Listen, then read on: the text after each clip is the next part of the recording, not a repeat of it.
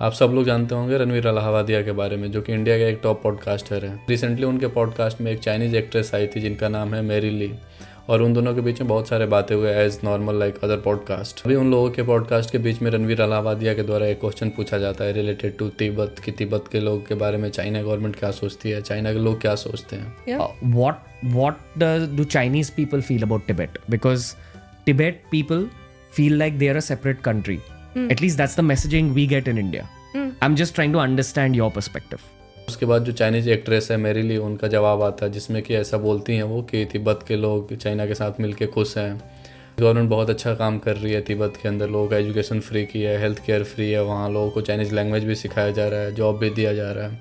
वही बातें वो करती है सब पॉजिटिव ऐसे दिखाती है कि चाइनीज़ गवर्नमेंट तिब्बत के प्रति बहुत ही ज़्यादा अच्छा व्यवहार कर रही है, या फिर चाइनीज़ गवर्नमेंट से लोग खुश हैं तिब्बत के अंदर। Our government support the place. You know what?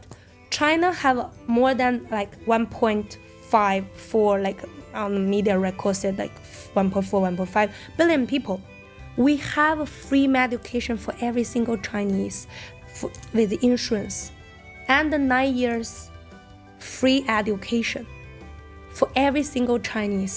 Doesn't matter your Mongol region, your Tibet region. The Tibet kids can go to the school for free. They learn Chinese as a language. They can have option to learn Tibet as a language. They mostly go home, speak mother tongue Tibet. They at the school they learn Mandarin. What's the problem for this?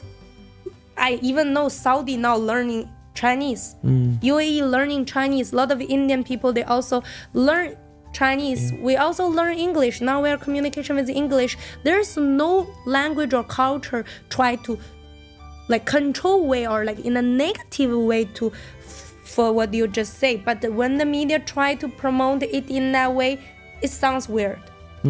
But no one, you will never find any record said that Chinese government not allow Tibet people speak their own language. Never. They just gave them learn Chinese. Everyone learning. But the main outreach हुआ इस answer के बाद, जो भी लोग जो तिब्बत से belong करते हैं, जो इंडिया में रहते हैं या फिर इंडिया के बाहर आउट ऑफ द इंडिया बहुत सारे कंट्रीज़ के अंदर, यूरोप में, अमेरिका में रहते हैं, तो क्वेश्चन करना शुरू कर दिए कि पॉडकास्ट के अंदर रणवीर अलाहाबादिया के द्वारा जो क्वेश्चन पूछा गया और उसका जवाब जो चाइनीज़ एक्ट्रेस दे रही है वो वन साइडेड है, को अच्छे वे में दिखा रही है और ऐसा बताने की कोशिश कर रही है कि चाइनीज़ गवर्नमेंट वहाँ हमेशा से अच्छा काम करते आ रही है। Liked all of his podcasts, but this basically podcast had make me do this video.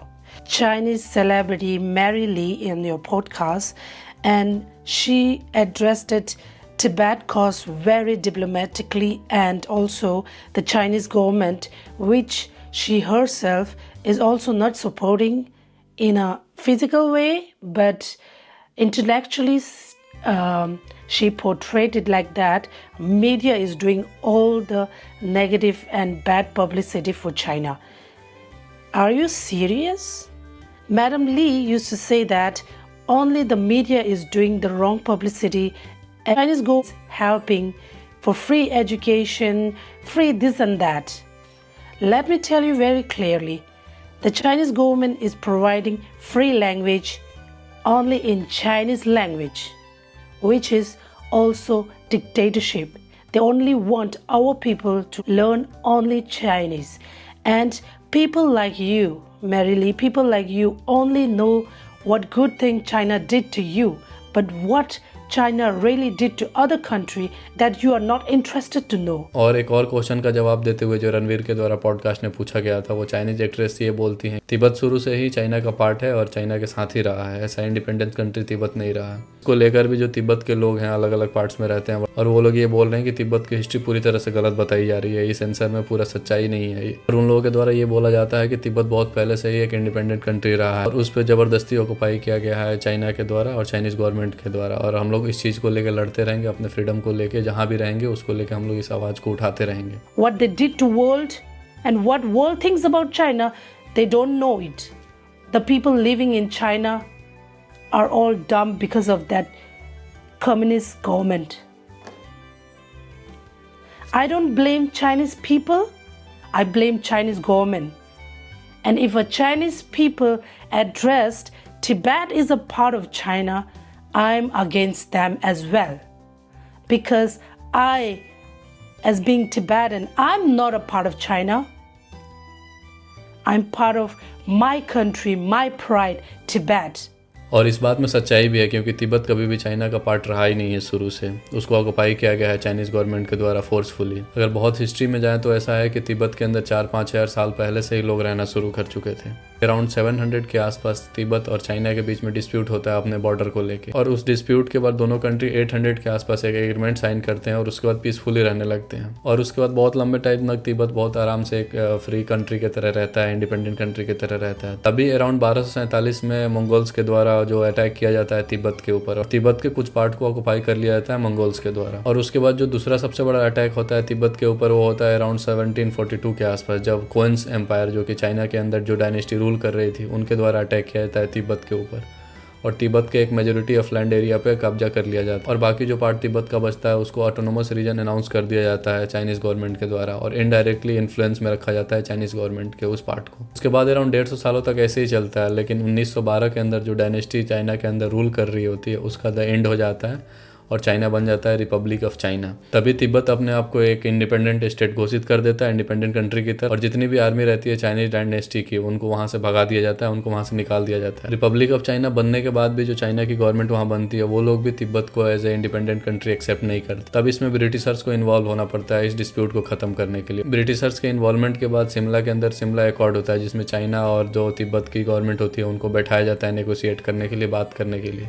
लेकिन वहाँ जो कंडीशन रखा जाता है उससे चाइना पूरी तरह से मुकर जाता है और वो इस चीज़ के एग्रीमेंट पे रेडी नहीं होता है। इसमें एक अच्छा काम ये होता है कि तिब्बत और जो ब्रिटेन होता है उन दोनों में अच्छी दोस्ती हो जाती है, और इस दोस्ती की वजह से ही अगले 40 सालों तक तिब्बत के ऊपर ऐसा चाइना कुछ फोर्सफुली अटैक नहीं करता है या फिर ऑक्युपाई करने की कोशिश नहीं करता है, और तिब्बत एक फ्री कंट्री की तरह रहता है। लेकिन यहाँ मेजर ट्विस्ट तब आता है जब 1949 में रिपब्लिक ऑफ चाइना गवर्नमेंट को हटा के चाइना के अंदर कम्युनिस्ट गवर्नमेंट आती है, जिसको बोलते हैं People's Republic of China, PRC। और वो कम्युनिस्ट गवर्नमेंट भी तिब्बत को पूरी तरह से एक इंडिपेंडेंट कंट्री मानने से इनकार कर देती है। और जो उनका लीडर है माओ जेडोंग, उनका बोलना होता है कि तिब्बत इंडिपेंडेंट कंट्री नहीं है, वो एक चाइना का ही पार्ट है। और इसको ही देखते हुए 1 जनवरी 1950 के अंदर चाइना की जो गवर्नमेंट होती है, जो कम्युनिस्ट गवर्नमेंट होती है, वो तिब्बत को एक चाइना का पार्ट अनाउंस कर देती है। और इस अनाउंसमेंट के बाद 1950 में जो लांबा होते हैं तिब्बत का, उनको वैसे इन्वाइट किया जाता है बीजिंग के अंदर। लेकिन जो तिब्बत के ऑफिशियल्स होते हैं वो इस चीज़ को इग्नोर कर देते हैं, वो इस चीज़ पे ध्यान नहीं देते हैं। लेकिन इसके पीछे चाइनीज गवर्नमेंट का कुछ और ही प्लान हो रहा होता है, और 7 अक्टूबर 1950 को जो चाइनीज आर्मी है वो अटैक कर देती है तिब्बत के ऊपर और ऑलमोस्ट तिब्बत के पार्ट को कब्जा कर लेती है।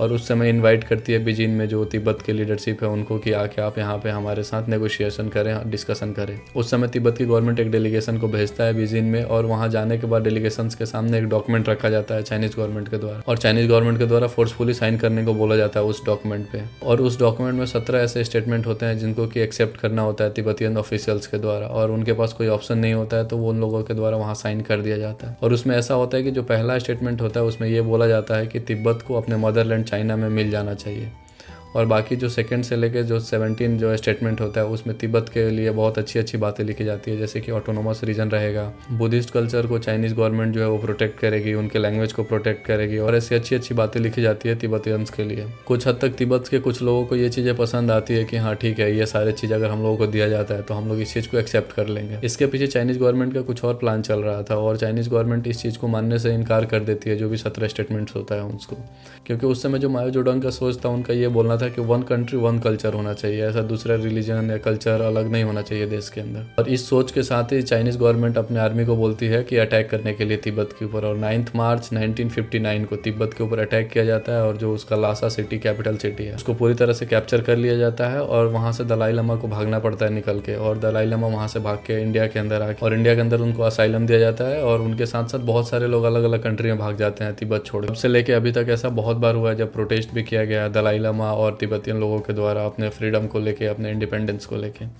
और उस चीज़ के लिए वो लोग हमेशा से आवाज़ उठाते रहे हैं अलग अलग फोरम पे जाके, इंटरनेशनल फोरम पे जैसे यूएन के अंदर। और वो लोग मानते हैं कि फ्यूचर में हम लोग एक ना एक दिन इंडिपेंडेंस कंट्री और अपना इंडिपेंडेंस लेके रहेंगे। और इन सब कारणों के वजह से ही जो चाइनीज एक्ट्रेस के द्वारा पॉडकास्ट में ऐसा बोला गया है कि तिब्बत एक इंडिपेंडेंट कंट्री नहीं था, तिब्बत के अंदर लोग खुश हैं, या फिर तिब्बत के अंदर जो चाइनीज़ गवर्नमेंट कर रही है वो सब सही है। लेकिन जो तिब्बत के लोग हैं जो अलग अलग पार्ट्स ऑफ द वर्ल्ड में रहते हैं वो लोग इस चीज़ को एग्री नहीं कर रहे हैं, और वो लोग इस चीज़ के ऊपर आउटरेज कर रहे हैं कि नहीं ये वन साइडेड है, ये पूरी कहानी नहीं बताई जा रही है पॉडकास्ट के अंदर।